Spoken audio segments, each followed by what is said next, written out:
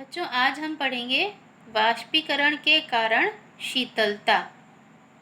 पिछले वीडियो में हमने पढ़ा था कि वाष्पीकरण किसे कहते हैं और वाष्पीकरण किस प्रकार से होता है और वाष्पीकरण को कौन कौन से कारक प्रभावित करते हैं। आज हम पढ़ेंगे कि वाष्पीकरण से किस प्रकार से शीतलता आती है या शीतलता होती है। द्रव के निरंतर वाष्पीकरण के कारण द्रव के कणों की ऊर्जा में कमी आ जाती है। इस कम हुई ऊर्जा को पुनः प्राप्त करने के लिए द्रव के कण अपने आसपास से ऊर्जा अवशोषित कर लेते हैं। इस प्रकार वाष्पीकरण के कारण आसपास से ऊष्मीय ऊर्जा कणों द्वारा अवशोषित कर लिए जाने के कारण शीतलता प्राप्त होती है।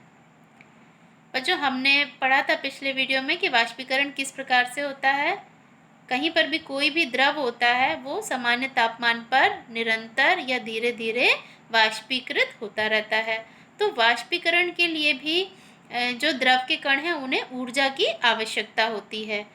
लेकिन निरंतर जब वाष्पीकरण होता रहता है तो द्रव के कणों की ऊर्जा में कमी आ जाती है, क्योंकि हम कोई भी यदि कार्य करते हैं तो धीरे धीरे ऊर्जा में कमी आती है। तो उस ऊर्जा की कमी को पूरा करने के लिए हमें और ऊर्जा की आवश्यकता होती है जो हम ग्रहण करते हैं। तो उसी प्रकार से जो द्रव के कण हैं, वाष्पीकरण के कारण उनके कणों की ऊर्जा में भी कमी आती है। तो क्या होता है, वे इस कमी को पूरा करने के लिए अपने आसपास जो गर्मी या ऊष्मीय ऊर्जा उपस्थित होती है उसको अवशोषित कर लेते हैं और पुनः वाष्पीकरण प्रारंभ हो जाता है।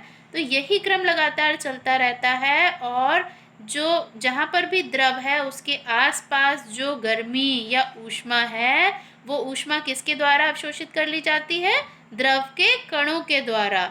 इस प्रकार से वो ऊर्जा जब द्रव के कण अवशोषित कर लेंगे या ऊष्मा द्रव के कण अवशोषित कर लेंगे तो आसपास क्या हो जाएगा, शीतलता हो जाएगी और हमें शीतलता का या ठंडक का अनुभव होने लगता है। इसको हम एक उदाहरण से समझेंगे।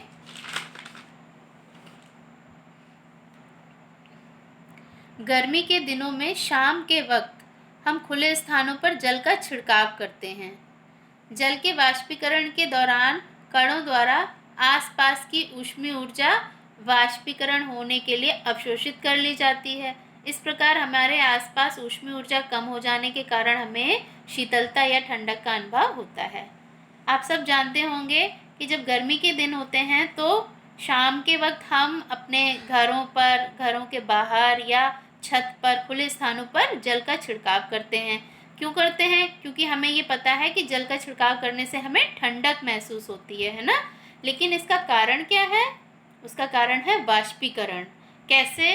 देखिए, जब जल हमने छिड़काव किया तो जो जल के कण हैं वे धीरे धीरे वाष्पीकृत होते हैं।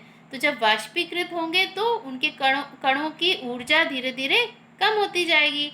तो वो उस ऊर्जा की कमी को पूरा करने के लिए जो आसपास गर्मी या ऊष्मीय ऊर्जा मौजूद होगी उस ऊष्मीय ऊर्जा को वो अवशोषित कर लेते हैं और उस अवशोषित की हुई ऊर्जा के द्वारा वो पुनः ऊर्जा उनको मिल जाती है और वो पुनः वाष्पीकरण प्रारंभ कर देते हैं और यही क्रम चलता रहता है। तो जो ऊष्मा आसपास या जो गर्मी आसपास मौजूद है वो गर्मी किसके द्वारा अवशोषित कर ली जाती है, उन द्रव के कणों के द्वारा, और हमें अपने आसपास ठंडक या शीतलता का अनुभव होने लगता है। अब और दूसरा हम टॉपिक पढ़ेंगे आज, वो है ऊर्ध्वपातन। मैंने पिछले एक वीडियो में बताया था ऊर्ध्वपातन वर्ड क्या होता है। चलिए आज पढ़ लेते हैं। जब कोई ठोस पदार्थ द्रव अवस्था में परिवर्तित हुए बिना सीधे गैस अवस्था में परिवर्तित हो जाए तो यह प्रक्रिया ऊर्ध्वपातन कहलाती है। हमने अवस्था परिवर्तन में पढ़ा था कि जब अवस्था परिवर्तित होती है तो कैसे होती है, पहले ठोस अवस्था से द्रव में परिवर्तन होता है, फिर द्रव अवस्था से गैस अवस्था में परिवर्तन होता है। लेकिन जब कोई ठोस अवस्था द्रव अवस्था में आए बिना सीधे गैस अवस्था में परिवर्तित हो जाए तो यह प्रक्रिया कहलाती है ऊर्ध्वपातन, है ना। तो अब जैसे उदाहरण लेते हैं, कपूर, अमोनियम क्लोराइड या नेफ्थलीन। आपने देखा होगा पूजा में जो कपूर रखते हैं, अगर उसको ऐसे ही खुला छोड़ दें कुछ दिन तो क्या होता है, वो धीरे धीरे उसका आकार कम होता जाता है और एक समय ऐसा आता है कि कुछ दिनों बाद वो गायब ही हो जाता है। तो यही कहलाता है ऊर्ध्वपातन। कपूर कैसा है, ठोस अवस्था में पाया जाता है, लेकिन वो कुछ दिन रखा रहे तो धीरे धीरे वाष्पीकृत हो जाता है और द्रव में परिवर्तित हुए बिना सीधे किस में परिवर्तित हो जाता है, वाष्प में या गैस में परिवर्तित होकर गायब हो जाता है। तो यही प्रक्रिया कहलाती है ऊर्ध्वपातन।